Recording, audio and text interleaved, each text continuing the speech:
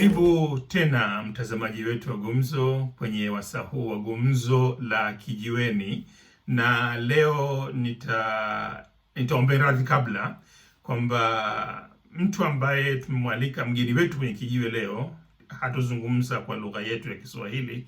Anafahamu tunapozungumza Kiswahili, lakini kujibu kidogo itakuwa ni shida, na ni kwa sababu muda mrefu hajafanya mazoezi ya lugha ya Kiswahili. Kwa hakika yeye kinapohusika mjengeko wa kitamaduni ni Mswahili mwenzetu kutoka upande wa Msumbiji, pwani ya Msumbiji.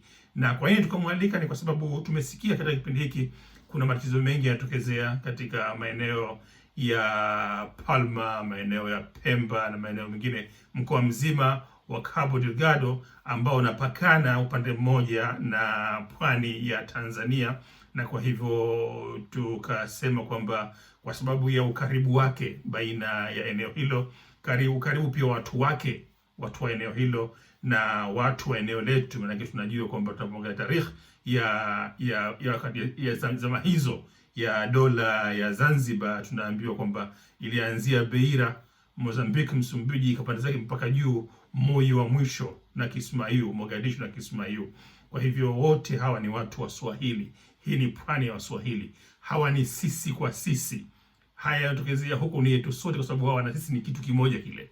Ndio maana tukasema kwamba tupate mmoja kati ya watu ambao wanajua tarehe ya eneo hili tuzungumze. Na kama unakumbuka, tuliwahi kufanya kipindi huko nyuma na huyo ambaye tumemwalika hapa, ambaye ni bwana Shaaban Mutiwa, na tulizungumza naye kuhusu dola ya Angosh ambayo aitupa tarehe yake ilivyoundwa na namna ambayo ilikuwa na ukuruba mkubwa sana kabisa, na dola ya Kilo wakati huo. Tulizungumzia, bila shaka hatuwezi kuacha kwamba ndio ukuruba wake pia na Zanzibar. Kwa hivyo unapotoka zako Beira ukapanda zako juu kabisa mpaka kaskazini, moyo wa mwisho Mogadishu, pwani yote hii nzima ni watu hawa Waswahili hawa ndio sisi kwa sisi. Leo tunamwalika hapa tena kwa mara nyingine bwana Shaaban Mutiwa ili kuzungumza kuhusu sio tu kinachoendelea hivi sasa katika eneo lake anakotokea Cabo Delgado, lakini zaidi ni kuhusu mjengeko wa eneo lake, watu wa eneo hilo, utamaduni wao, na kwa nini pana mfano mkubwa sana baina ya sisi na wao, na kwa nini jambo hili tunapaswa kulichukulia kama ni letu sote. Karibu sana kabisa Shaaban. Welcome very much to the program. And now, yeah. So we are talking to you not only as a native of the area that we're talking about here, Cabo Delgado, in your country, Mozambique, but also as a scholar and as a person who knows what is happening there, not only on the political side of it, also on the social and cultural perspective of it. So please, Shaaban, what is this area when it comes to the Swahili connection of it? Well, first of all, thank you so much, Muhammad, for this opportunity to share this situation, or some words, a few words about the situation in Mozambique, in northern Mozambique, in this area, well, in all the province, and probably in all the 3 provinces of northern Mozambique, because like you said, this is area of a strong influence of Swahili culture. Most of the people in this area can actually understand Kiswahili. We have been, let's say, linked to Swahili culture for so long. But and also these 3 provinces. I'm talking about Cabo Delgado, which is now in the mouth of the people, but also Niassa, and then Nampula, down southward a bit. So these are the provinces with much more people, Muslim people in Mozambique. So the majority of Muslims living in this province. But also, we have this strong connection with the Indian Ocean, like all the Swahili coast, right? And this specific area of Cabo Delgado is somehow very rich in terms of natural resources. So we're talking about wood, we're talking about diamonds, rubies, we're talking about gold, we're talking about even fishing, fish. And recently, they inaugurated the exploration of gas and oil. So what is recent is the exploration, but about information of existence or occurrence of these resources, oil and gas, that is not recent. That is not something new. But Niassa has also a lot of almost the same resource, probably not oil, but almost the same resource. Nampula also so many resources, including sands. But there is also something in common is the poverty of the people in these areas. So the socio-economic situation of people in these areas is very bad. Are the people of this area feel being marginalized by the central administration, by the central government in Maputo? Are they feeling to be so far away from the administration and so far away from the benefits of being Mozambicans? Yes, and that was the point I was trying to raise when I was talking about the socioeconomic situation. Cabo Delgado, Niassa, and Nampula are the poorest, let's say, the poorest provinces in Mozambique. And the population, of course, and mainly the youth, they feel this, uh, they have this feeling or this sentiment of marginalization by the political and financial power centered in the south, in Maputo, right? Um, and sometimes it seems obvious because it is not only the lack of employment, but also the lack of infrastructure, communication, hospitals, water supply, electricity, schools. There is a lack of, let's say, almost everything. And um, uh, I saw it when I was doing a research that even before the eruption of this situation we have now, around 2013 and 2014, that the youth was calling, let's say, witch doctors to solve these problems of poverty, of lack of employment, of lack of financial profit, of lack of fishing resources. And how can we explain this? This means that the youth were not expecting that the government could solve their problems. So they were trying to get other options to solve their problems. So and if you do this, it means that you are not, you have no, you're losing your confidence with those who are leading you. You know, when Yeah. you change your way, and you try to get different options of your solutions instead of the solutions or the projects of those who are leading you. So it means that you do not have confidence on them, or that they will help you solve the problems.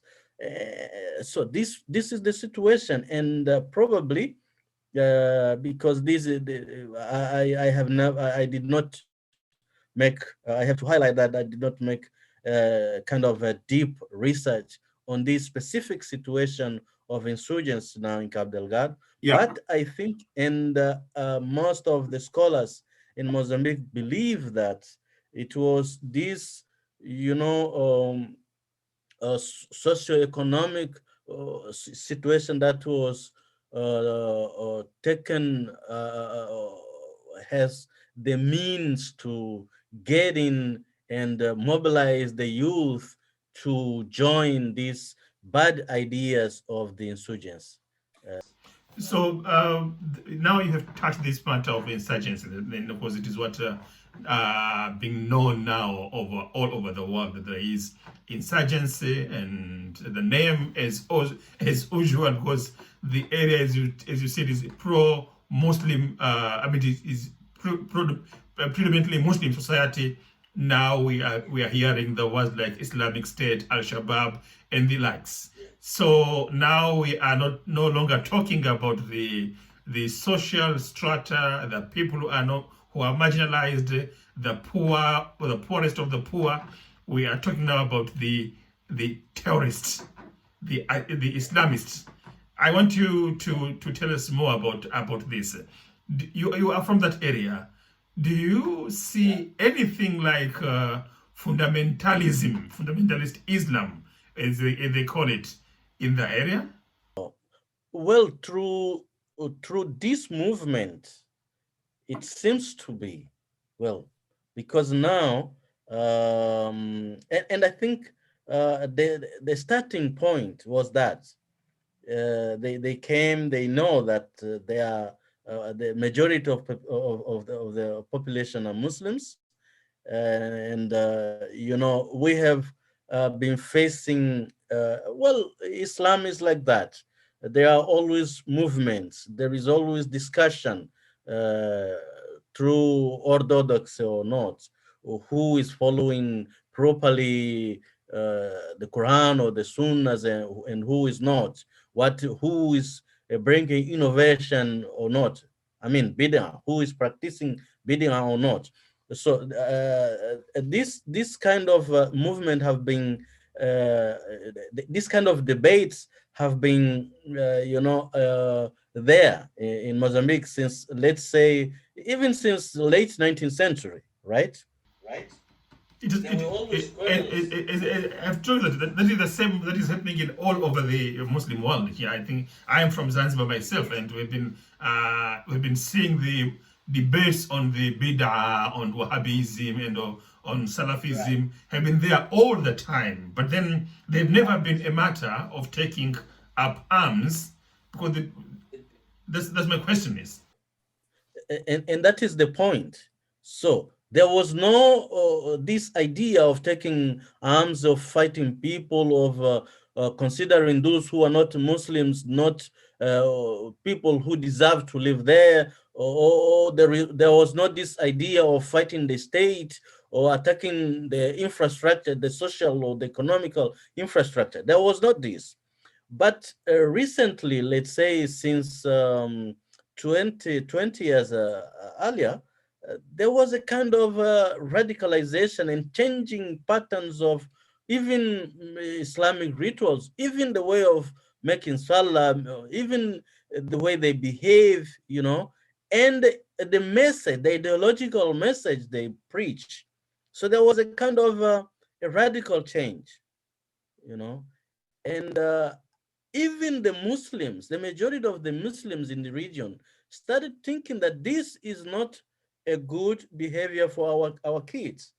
And there was a kind of attempt of informing the political leaders and the state, the government, that, well, we may have problems in future due to this kind of people who are preaching this and that, because this was not part of our culture, right?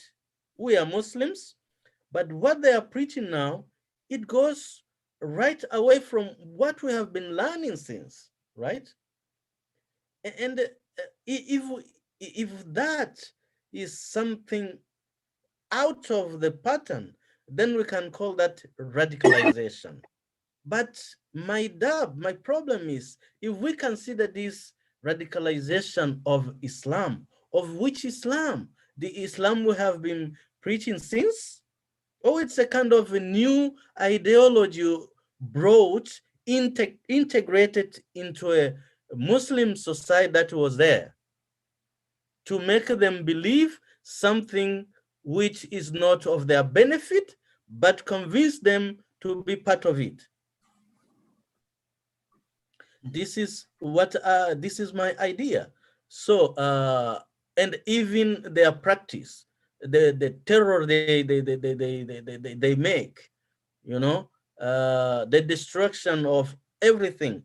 This is not something that the majority of the people, the majority of Muslims in Mozambique may support. And Muslims in Mozambique have come out to say that this is not what identify us as Muslims. In this case, you want to say, Shaaban, that the people that are being involved, or maybe the originators of this insurgency, might be not even from Mozambique themselves. You want to say, is it what's happening? I mean, what is what we are experiencing, for example, in Syria, whereby there is this foreign jihadists, the so-called foreign Islamists who are going there to fight for the cause of Islamic State, but they are not actually from Syria or in any other, that what happened also in Afghanistan and other places. Is that what you want to say? Halfway, halfway, because it is true that there are Mozambicans involved in these issues. And like I said at the beginning, let's take an example of Musimba. Those who started with these mosques, bringing these different ideas. Because for me, it's different of kind of radicalization. We can have an ideology, we can have a doctrine, and then from this doctrine we start changing, making radical change. But in this sense, I think it was a kind of bringing new ways of practicing Islam in the context of northern Mozambique. Of course, if we look at the global, in the global sense, well, we can consider this as a radicalization, global radicalization, because what they brought to northern Mozambique, it was taken from somewhere else, where the process was a kind of gradual change, right? But in northern Mozambique, it was something very strong. It was a very how can accentuated change, you know. Radical, so radical. Yes, so radical. And those people who started, most of them were from there. Those who studied the things in Musimba, they were from Musimba. There were kids who were born in Musimba, and people could identify them. They could know them. They could know their families, their wives, their kids. But they went somewhere to be trained in terms of ideology, in terms of you know, even to get some financial support. Uh, Secretly, they did that, but then they returned and they started. But then there is also this branch, or this international branch coming to join. You know, so there are people from Congo, there are people from Tanzania, from Kenya, from Somalia. There are people from the Middle East, and recently, in this recent attack in Palma, we also hear that there are people from South Africa. Mhm. So there are people like we said it earlier, that you know, you cannot have these things only being done by people coming from outside. You need to have people inside who will receive those who come and show them the way. Now, one thing that maybe we have lost maybe our viewers here. We've been talking about the magnitude of the problem, how big it is. But now, if we break it down, coming back to the society itself, it is, as I said earlier, it is your people. You know them. You've been you grew up there. You went to school there. You went to madrasa there. So everything about that is for you. It is very personal. How old is Islam in this area of yours, in this northern Mozambique? Ooh, yeah. You know, when the Portuguese came in the 15th century, Islam was there. and there were Muslim states there. Let me tell you about the Sultanate of Tungi. And Tungi was in the area of Palma. Today's Palma. You see this area, Palma. So Palma was under the influence of the Sultanate of Tungi, a Shirazi, one of those Shirazi seat states I told you before. And Tungi was founded almost in the 13th or 14th century. You mean you mean almost 100 years before the coming of Portuguese, who were the first Europeans in Africa? Yes, before the coming of first Europeans. But that was the founding of a seat state, a structuration of a seat state. But before that, there were Muslims there. In Sofala, in the area of Sofala, of the Sheikhdom of Sofala, which had influence until the northern area of, northern and some central area of Inyambani, in the south of Mozambique, in the area of KIJIWENI, there is a Muslim tomb dated back to the 8th century, century after the coming of Islam, because Mozambique was already linked to the trade in the Indian Ocean with Saudi Arabia, with Oman, with all these great states in the Middle East, in Southeast Asia, right?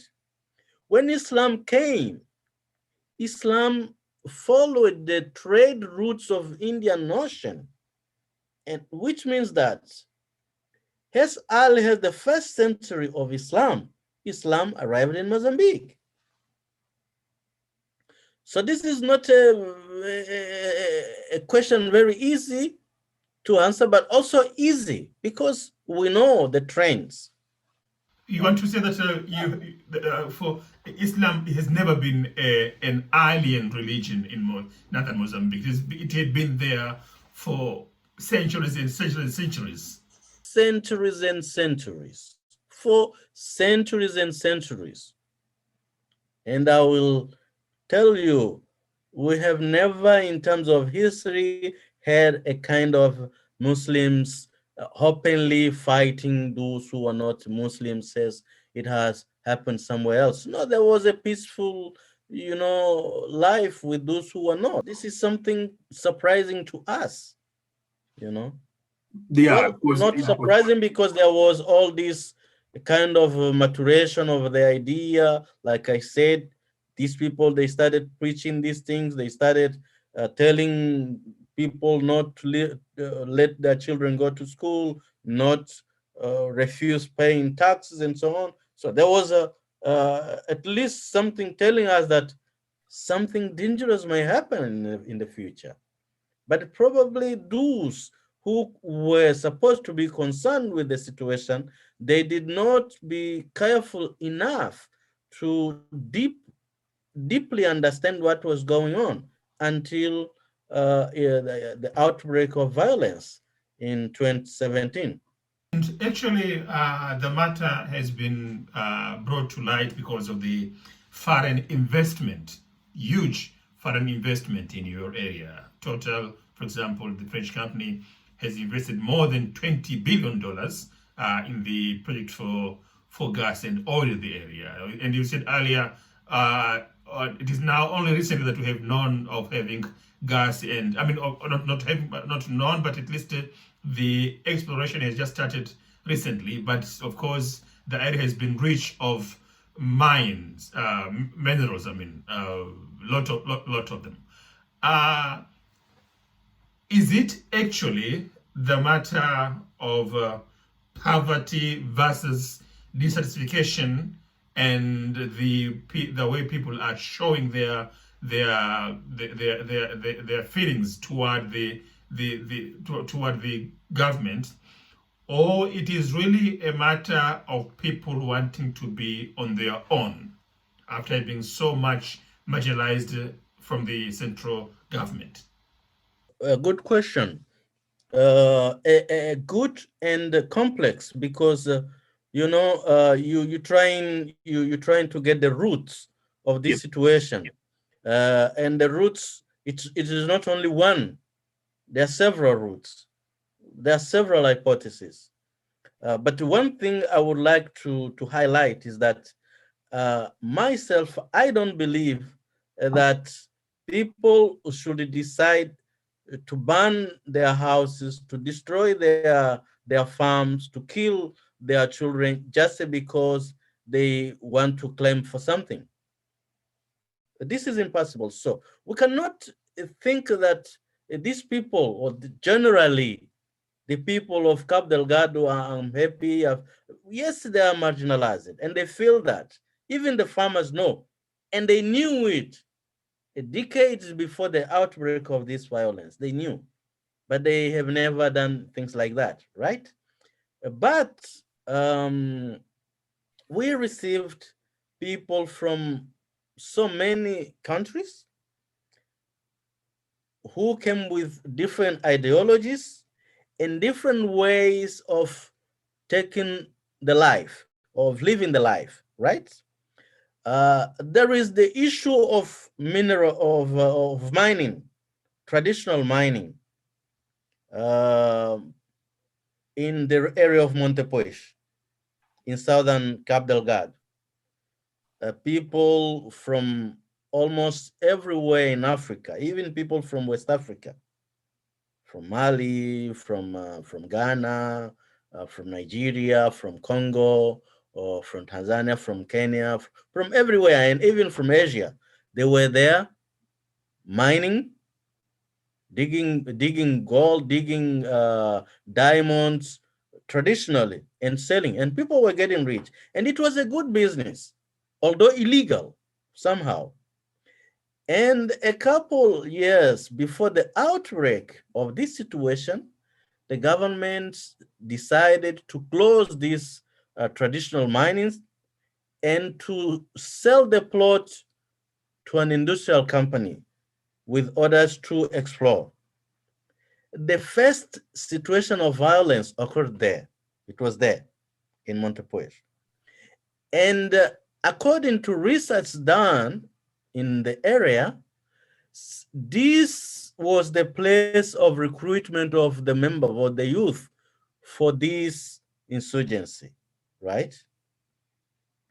But there was also the business of wood being cut and sold to China and some other countries. And it had also illegal ways of doing. And there is a kind of trying to bring orders on all these situations. But Cabo Delgado and most of the coast of Mozambique is also a corridor for drugs and weapons, of illegal weapons. So there is a lot of things going on. And recently, there is this business of gas and oil. And let me tell you something. The area of Cabo Delgado, this specific area of Palma, uh, if you remember the First World War, okay? Mhm. Tanzania was in that period German or Dutch West Africa, right? Yeah, I mean Tanganyika by that time. Tanganyika, yeah, Tanganyika. And we were under the Portuguese. And this area was a kind of under dispute during the First World War. It was considered has the triangle of Kionga, or the Kionga Triangle, because they knew it was a very rich area. And this area is not only the northern part of Mozambique, but it also includes the southern part of Tanzania in the borders, in the margins of Ruvuma.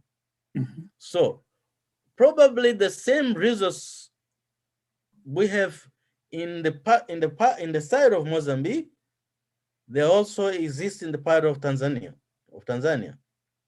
So it may probably the same problems we have in Mozambique, they may also go to Tanzania, if that is the problem. But the issue is that there are several ways of trying to get the roots of it.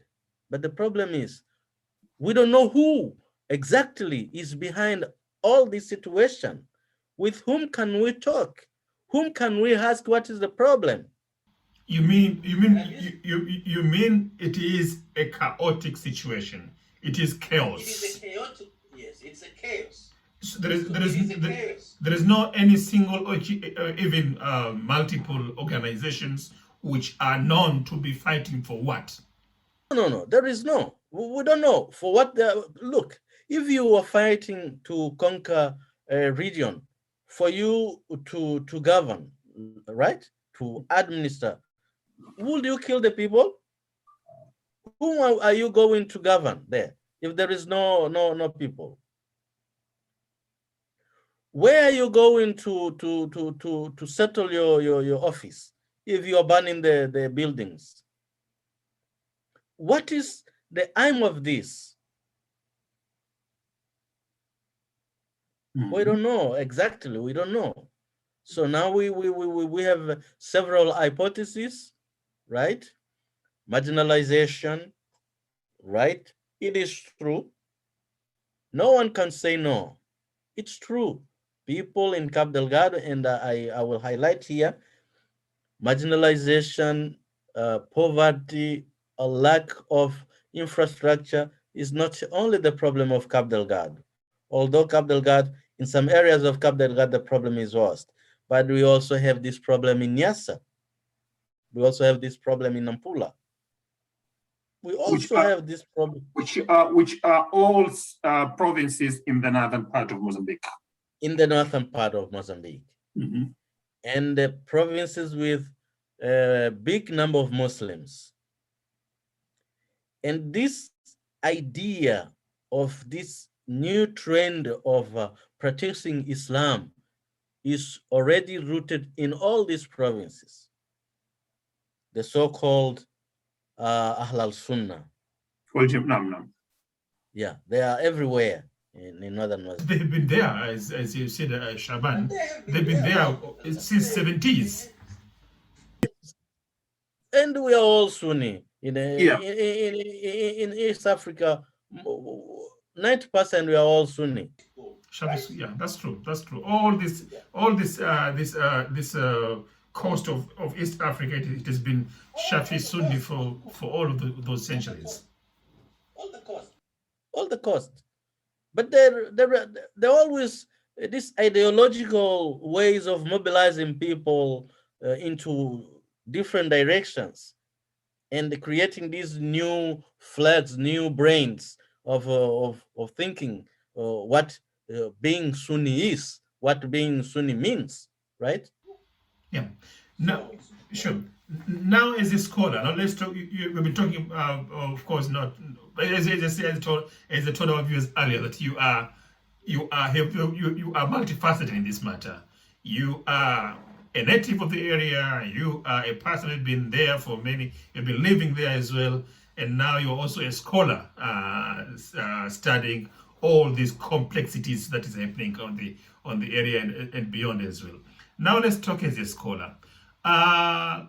Do you think can there be a solution, political solution, or at least a peaceful solution to what has now started? Now, because now we're talking about 4 years of insurgency since October 2017. I mean, these open and attacks, it started 2017 October, and till now more than 2,000 people have been killed. Thousands have fled their country. Kids are suffering, and of course, and women.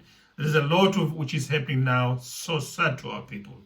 Is there any political solution to the problem that we are facing now in northern Mozambique? This is a very difficult question, my brother. But let's think about evidences we should have from similar situations. And I'm trying to look around all the world, from Middle East to Africa.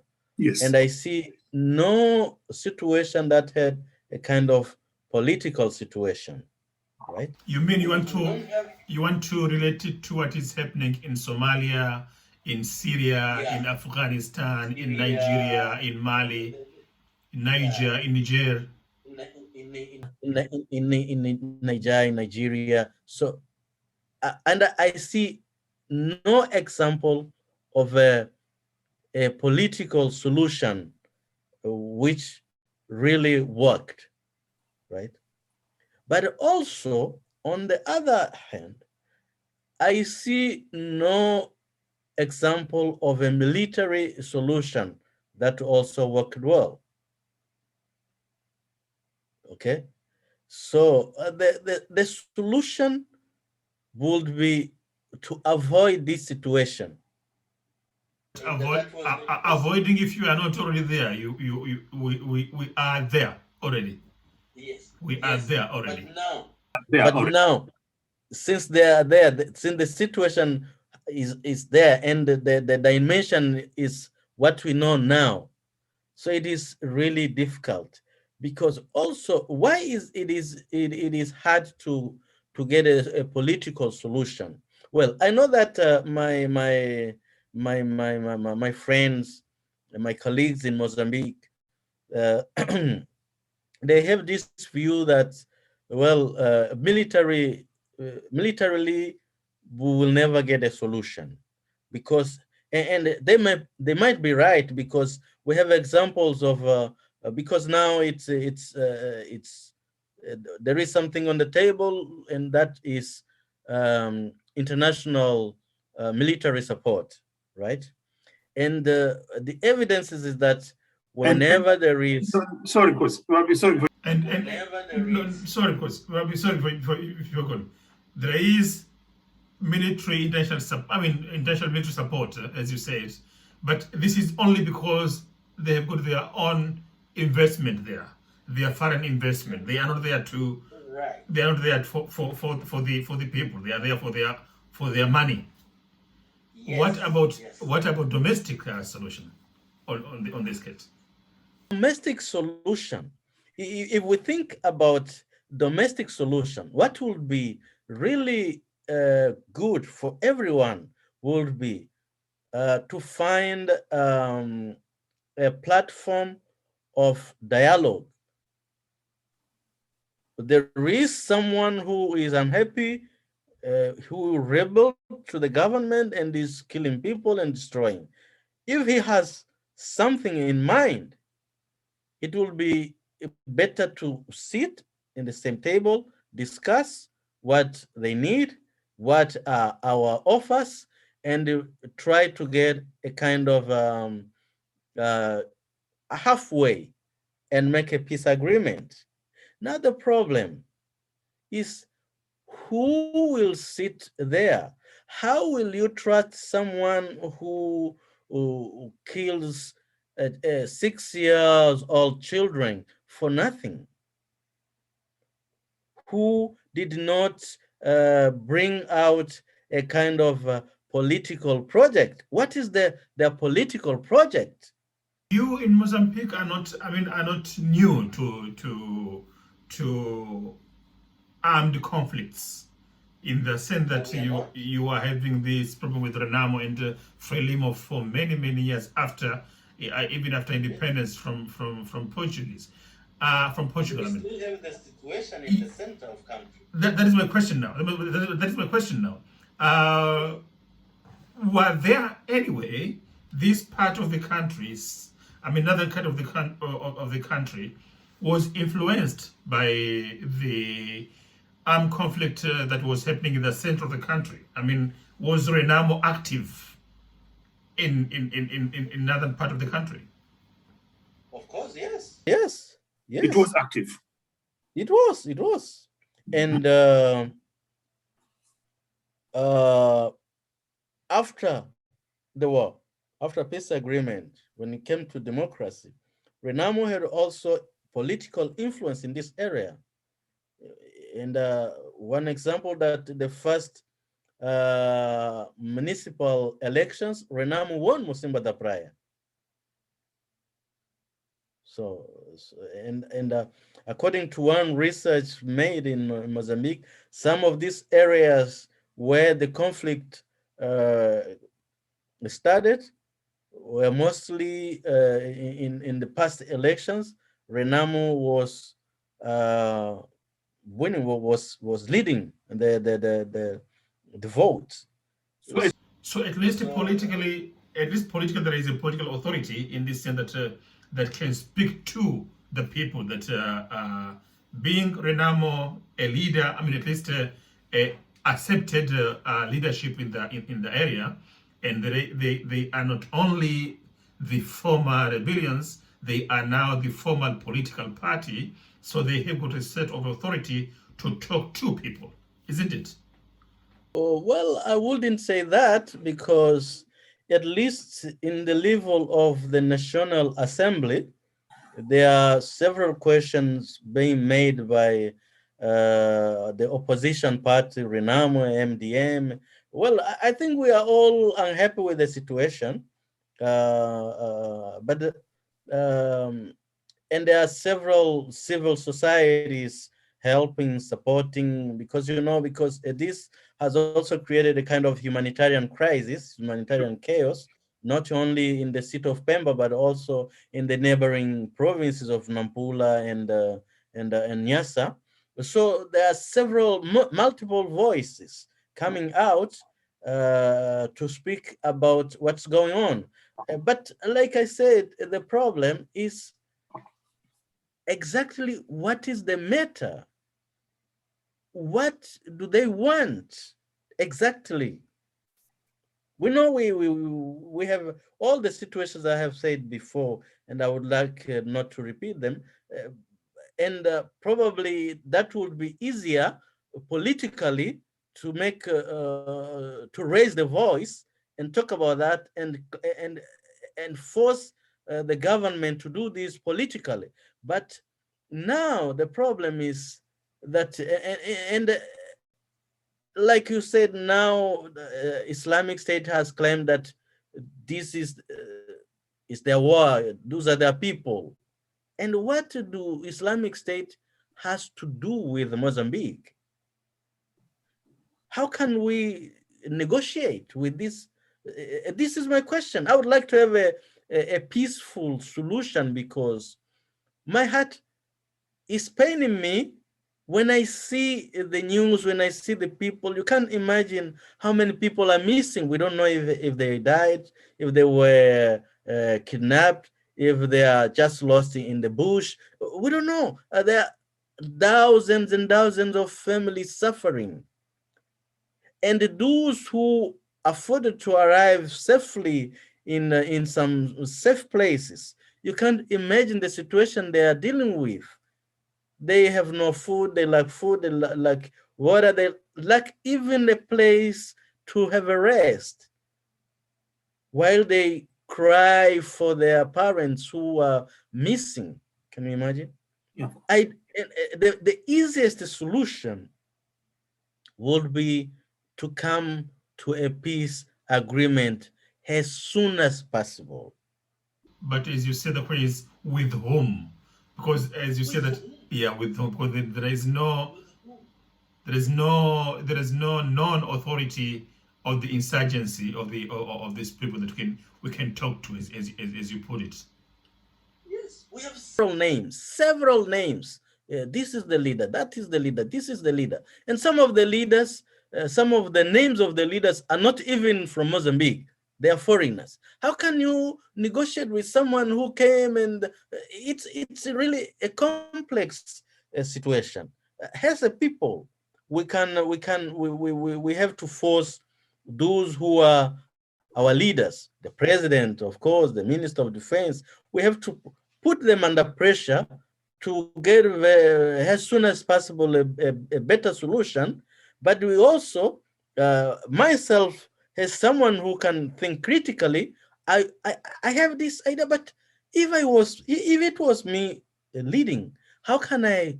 How could I do this? How could I deal with this situation in terms of bringing these people to sit and get a peace agreement? Because I don't know if you know that the government of Mozambique has been rejecting to receive military support from abroad, at least to receive soldiers and from abroad, because that is also another chaos. Sure, for sure. And I kind of said it. No country will send their soldiers. They will need to eat. They will need to use technological guns. So it means that we will buy this support. And later on, we will have to pay this. How are we going to pay? Probably with the gas and oil, which is now probably killing our people. So there are so many issues. Well, I do thank you very much, Shaaban Mutiwa, for joining us to the show today. And actually, as I said, that I'm so happy that we have managed to talk about this matter, but it's just a beginning. I'll be needing you now and then to talk about the matter there. And of course, for the interest of our people, and as I said earlier, as a Swahili people ourselves, we are one. So what happens in Mozambique, it concerns us all in the Indian Ocean, in the east coast of Africa, because it is our home. These are our people. What is happening there, it is happening to our people. So thank you very much. It's a pleasure to talk about this problem to our brothers, to our Swahili brothers. It's a kind of a shout for help. You know, I'm really feeling the pain of those who are there. You know, it's not easy, the situation in our country. So thank you so much for the concern, and thanks to everyone who is real concerned with the matter in Mozambique, because today is Mozambique. We don't know where it will be tomorrow. Who is next? We don't know actually.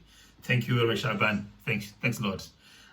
Mpenzi mtazamaji, basi huyo ni Shaaban Mutiwa, mwenzetu huyu, Mswahili mwenzetu kutoka kaskazini ya Mozambique, ambaye Msumbiji, samahani, na ambaye kwa sasa anaishi hapo Ujerumani, kwa sababu yeye ni mtaalamu, ni msomi, alikuja hapa masomo yake ya udaktari wa falsafa, na sasa amekuwa ni mwalimu na amekuwa ni mtafiti wa masuala mbalimbali yanayohusu migogoro, lakini pia utamaduni na jamii za watu. Na hapa tumezungumzia kuhusu eneo la Cabo Delgado, Msumbiji, ambayo ni sehemu ya upwa wetu wa Waswahili, na ndio maana tukasema kwamba la huko letu pia, na bila shaka tutakuwa naye hapa katika vipindi vijavyo, na kushukuru sana kabisa mtazamaji wetu, na kwaheri hadi mara nyingine.